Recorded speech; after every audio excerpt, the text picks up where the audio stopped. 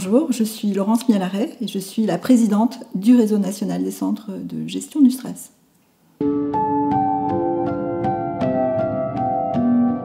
Alors l'énergie, c'est quelque chose d'assez singulier. C'est à la fois quelque chose qui émane de nous et c'est une force assez mystérieuse et assez incroyable que l'on peut retrouver dans ce que moi j'appelle la matière. C'est-à-dire tout ce qui nous entoure, que ce soit les éléments, que ce soit les arbres, l'eau, bien sûr.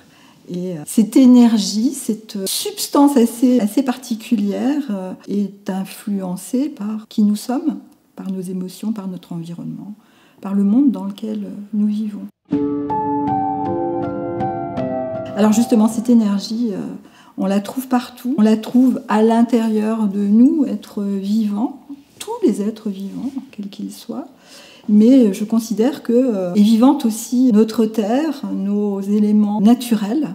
Et cette énergie, elle communique, elle se promène des uns aux autres, elle est partout.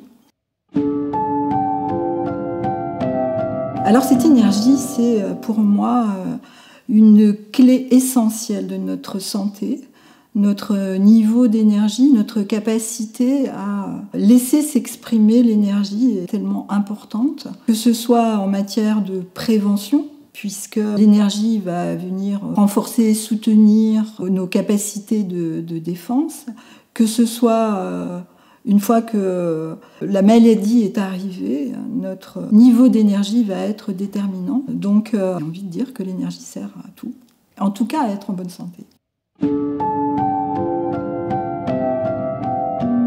Je pense en effet que ce niveau d'énergie que l'on peut soutenir avec une vie saine, équilibrée, va venir nous accompagner. Alors éviter, je ne sais pas si on peut dire éviter les maladies chroniques, en tout cas ne pas trop s'en rapprocher.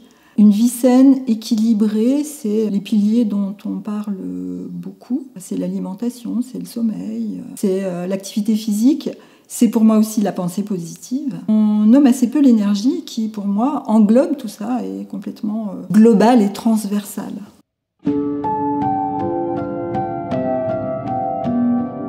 Alors ces découvertes, je ne sais pas si elles nous apprennent des choses. En fait, elles viennent nous prouver que ce que nous constatons depuis le fond des âges est vrai, que ça existe, que la matière recèle de l'énergie, que les énergies communiquent entre elles, que toucher un arbre va produire des ondes, va venir de façon subtile et quantique nous impacter.